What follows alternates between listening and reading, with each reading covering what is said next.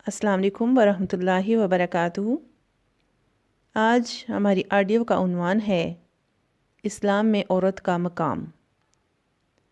Topic पर बात करने से पहले मैं ये बताती चलूँ कि ये मैंने कुछ भी प्लान करके नहीं लिखा। मेरी एक हॉबी थी कि मेरे जहन में कुछ भी आता तो मैं लिखना शुरू कर देती। बस वही आपके साथ शेयर करती हूँ कि आखिर कब हम बदलेंगे, कब हम दूसरों का एहसास करेंगे। जैसा कि आज की ऑडियो का उन्वान है औरत का मकाम, एक सवाल और एक जवाब में इस टॉपिक को मैं आपके सामने पेश करूंगी। आज अगर देखा जाए तो इतने तरक्की याफ्ता दौर में भी औरत को वो मकाम नहीं मिला जो मिलना चाहिए था। ख़वातीन पर तशद्दुद का ख़ात्मा आज तक नहीं हो सका। इसका जवाब है, कुछ हद तक इसकी वजह तालीम की कमी भी है, लेकिन मेरे ख़्याल में ज़्यादा वजह इस्लाम से दूरी है, क्योंकि तालीम याफ्ता औरतों को भी बहुत से मसाइल का सामना रहता है। इस्लाम से पहले जो औरत की कदर थी, उससे हर कोई कुछ ना कुछ तो वाकिफ़ ज़रूर होगा। कुरान मजीद में भी अल्लाह ताला का इरशाद है कि औरत को माँ कहकर तलाक दे दी जाती थी कि तुम मुझ पर ऐसे हराम हो जैसे मेरे लिए मेरी माँ की पुश्त। लेकिन अल्लाह ताला ने उसे हराम करार दिया। औरत को ज़माना जाहिलियत में बार बार तलाक देकर रुजू कर लिया जाता था। बात बात पर लोग तलाक देकर रुजू कर लेते थे। बाज़ लोग रुजू करने के फ़ौरन बाद फिर सज़ा के तौर पर तलाक दे देते थे। यानी ना औरत को बसाते थे, ना उसको तलाक देते थे, और औरत सारी ज़िंदगी तड़पती रहती थी। लेकिन सूरह बकरा में अत्तलाक़ु मर्रतान यानी तलाक 2 मरतबा है। इससे ज़्यादा दफ़ा तलाक देकर रुजू नहीं किया जा सकता। यानी 2 बार तो रुजू कर सकते हैं, इससे ज़्यादा नहीं। तीसरी बार जो तलाक होगी वो सेपरेशन की होगी। ज़माना जाहिलियत में बेवा औरत को इद्दत के ख़त्म होने तक सबसे अलग कर दिया जाता था, और माहवारी के दौरान भी उसे अलग कर दिया जाता था। बेटियों को ज़िंदा दरगोर कर दिया जाता था। दूसरी तरफ इस्लाम ने ये सारी रस्में मिटा दी, औरत के पाँव तले औलाद की जन्नत करार दिया।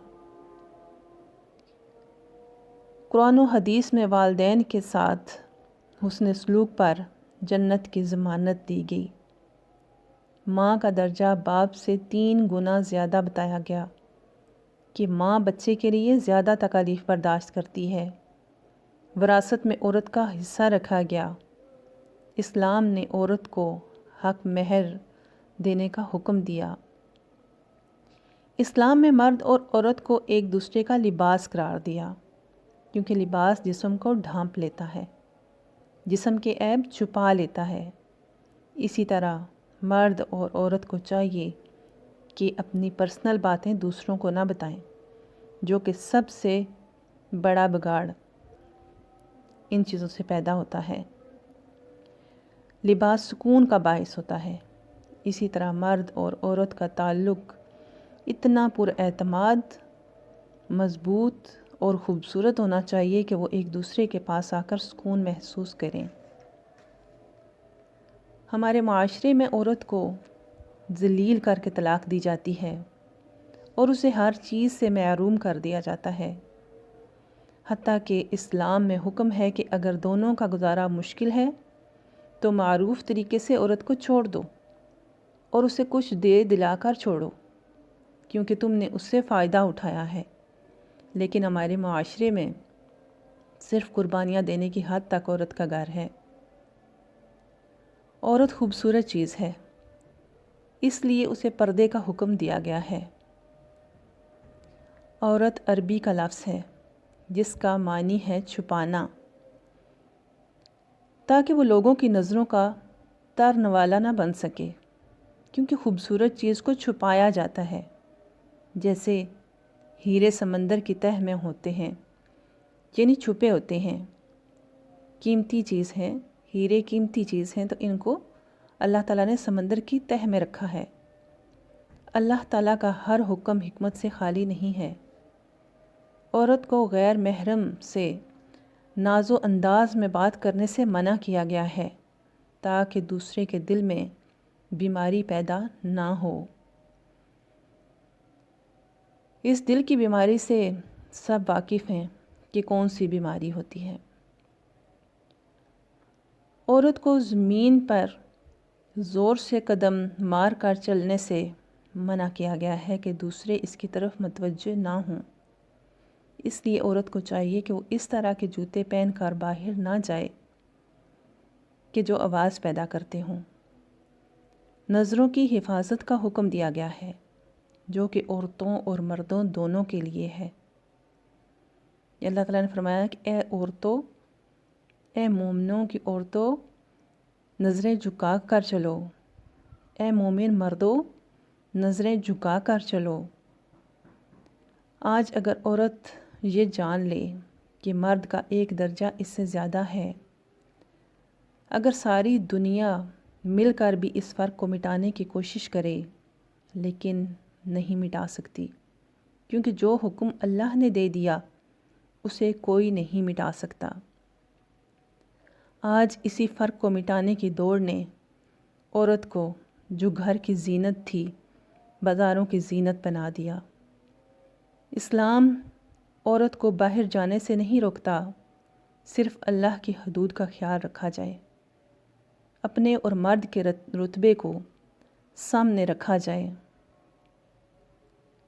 اسلام نے، اللہ تعالیٰ نے قرآن مجید میں ارشاد فرمایا کہ اے عورتوں، اے مومنوں کی عورتوں، بن سنور کر زمانہ جاہلیت کی طرح گھر سے باہر نہ نکلو، یعنی کہ باہر نکلنا اور بن سنور کر نکلنا زمانہ جاہلیت کی نشانی ہے۔ عورت کو بننے سنورنے سے منع نہیں کیا گیا، باہر نکل کر اور بن سنور کر باہر جانے سے منع کیا گیا ہے۔ حضرت خدیجہ رضی اللہ تعالیٰ عنہ بھی تجارت کرتی تھیں۔ حضرت عائشہ رضی اللہ تعالیٰ عنہ نے بھی 48 سال دین کی خدمت کی۔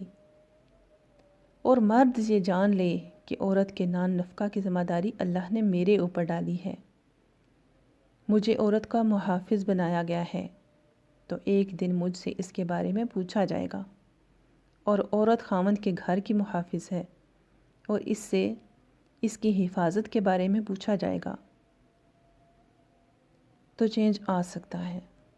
دوسری وجہ کہ ہم بہت زیادہ نفس کے غلام بن گئے ہیں، جو دل چاہتا ہے وہ کرتے ہیں، اللہ تعالیٰ کے احکامات کو نہیں دیکھتے۔ نفس کی غلامی نے ہماری ضروریات بڑھا دی ہیں، اور آج اسی لیے عورت گھر سے باہر نکلنے پر مجبور ہو گئی ہے۔